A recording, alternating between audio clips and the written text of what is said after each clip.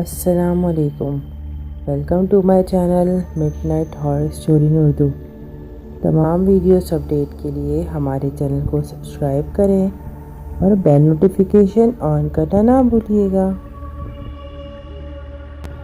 آج کی کہانی جو یہاں پہ پیش کی جا رہی ہے وہ تھوڑی سی ہٹ کے ہے۔ اس میں بہت زیادہ خوف کا عنصر موجود نہیں ہے، لیکن یہ ایسے واقعات ہوتے ہیں جن کو لوگ بزرگوں سے سنتے ہیں جب وہ تبلیغ پہ گئے تھے، کیونکہ ان کا واسطہ ایسی ہی مخلوق سے ہوا ہوتا ہے۔ تو چلتے ہیں کہانی کی طرف۔ میں اکثر دفعہ مسجد میں نماز پڑھنے کے بعد وہاں بیان سننے کے لیے بیٹھ جاتا تھا۔ جب مجھ کو معلوم ہوا کہ چند لوگ مسجد کے امام کے ساتھ جماعت کے لیے 4 روزہ دورے پہ جا رہے ہیں، تو میں بھی ان امیر جماعت کے ساتھ اس چھوٹے سے قافلے میں شامل ہو گیا۔ ہم سندھ کے انٹیریئر علاقے میں گئے۔ وہاں مسجد میں بہت رونق لگی ہوئی تھی۔ معمول کے مطابق رات کو نماز کے بعد بیان کا باقاعدہ آغاز ہوا اور پھر مزیدار کھانے کا اہتمام ہوا، جو کہ میں نے پیٹ بھر کے کھایا۔ 3 دن تو گزر گئے۔ جس دن ہمیں واپس اپنے شہر آنا تھا، میں نے امیر جماعت سے پوچھا، کیا آپ پہلے یہاں آ چکے ہیں؟ تو وہ مسکرا کر بولے، جی ہاں۔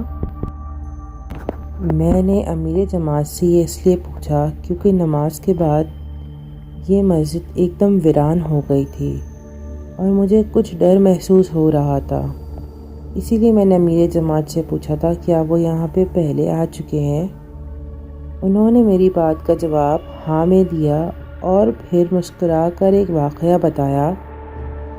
امیر جماعت نے بتایا، میں اور مسجد کے کچھ لوگ جماعت کے لیے انٹیریئر علاقے میں آئے تھے۔ مسجد چونکہ بند تھی، اس کو کھلوایا، صفائی کروائی، تھوڑی بہت مرمت کا جو کام تھا اس کو دیکھا گیا اور باقاعدہ اذان دے کے جماعت کرائی گئی۔ نماز کے دوران ایسے لگنے لگا جیسے مسجد نمازیوں سے بھر چکی ہے۔ ہم سمجھ رہے تھے اس علاقے کے آس پڑوس کے لوگ بھی نماز پڑھنے آ گئے ہیں، کیونکہ مسجد عرصے دراز سے بند تھی۔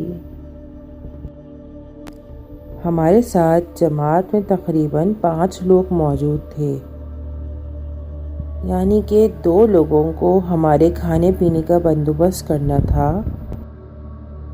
سب لوگ مل کے برابر پیسے دیتے تھے۔ جن 2 بندوں نے کھانے پینے کا بندوبست کرنا تھا، انہوں نے مجھ سے پوچھا، امیر جماعت آپ کھانے میں کیا پسند کریں گے؟ میں نے جواب دیا، اس جگہ جو بھی چیز آسانی سے مل جائے، کوئی خاص تکلف کرنے کی ضرورت نہیں ہے۔ وہ 2 بندے جو ہمارے ساتھ جماعت میں گئے تھے وہ مسکرا کے آگے بڑھ گئے۔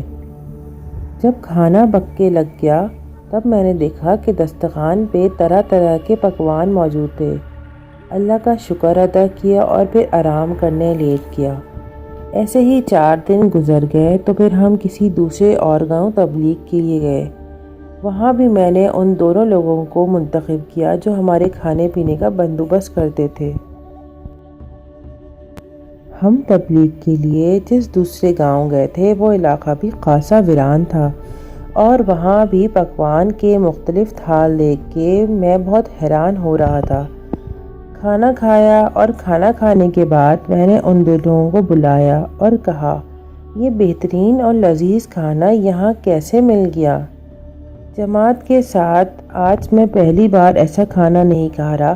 پہلے بھی آپ لوگوں کے ساتھ بہترین کھانا کھایا ہے، لیکن آج اس ویرانے میں یہ کیا ماجرا ہے؟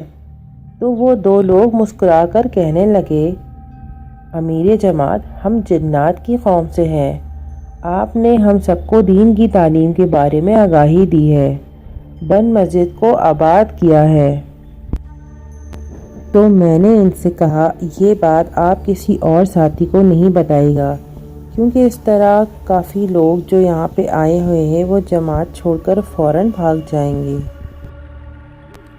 پھر ان 2 ساتھیوں نے کہا، امیر جماعت یہاں صرف ایک آپ ہی انسان ہیں اور سب قومیں جنات سے ہیں۔ یہ تمام باتیں مجھے امیر جماعت بتا رہے تھے اور انہوں نے مجھے بتایا کہ ابھی جو تم نے بہترین کھانا کھایا ہے وہ بھی اسی قوم کی طرف سے تھا۔ امیر جماعت نے اس وقت مجھے بھی بتایا کہ تم جس مسجد میں بیٹھے ہو یہ مسجد بھی جنات کی ہے، مگر اس مسجد میں جنات اور انسان کی الگ الگ جماعتوں کی تشکیل کی جاتی ہے۔ امیر جماعت کی یہ بات سن کے تو میں پریشان ہو گیا تھا، کیونکہ مجھے ڈر لگ رہا تھا کہ ہمیں جنہوں نے ابھی کھانا سرو کیا ہے وہ جنات کی قوم سے ہیں۔ یہی نہیں بلکہ امیر جماعت نے مجھے بتایا کہ ہم کراچی کی جس مسجد سے یہاں پہ آئے ہیں، کراچی کی اس مسجد میں بھی انسان اور جنوں کی جماعت کی الگ الگ تشکیل دی جاتی ہے۔ میں مسجد کا نام تو نہیں بتا سکتا، مگر اتنا ضرور بتا دوں کہ یہ مسجد کراچی میں گارڈن کے علاقے میں آج بھی مشہور ہے۔ آج بھی وہ مسجد کراچی میں موجود ہے اور وہاں پہ انسان اور جنات کی جماعت کی تشکیل دی جاتی ہے تبلیغ کے لیے۔ یہ میری چھوٹی سی کہانی آپ کو کیسی لگی مجھے کامنٹ باکس میں ضرور بتائیے گا، اور آپ کس طرح کی کہانیاں سننا چاہتے ہیں اس کا فیڈ بیک مجھے ضرور دیجیے گا۔ اب تک بہت سارا خیال رکھیں اور مجھے اپنی دعاؤں میں یاد۔ اللہ حافظ۔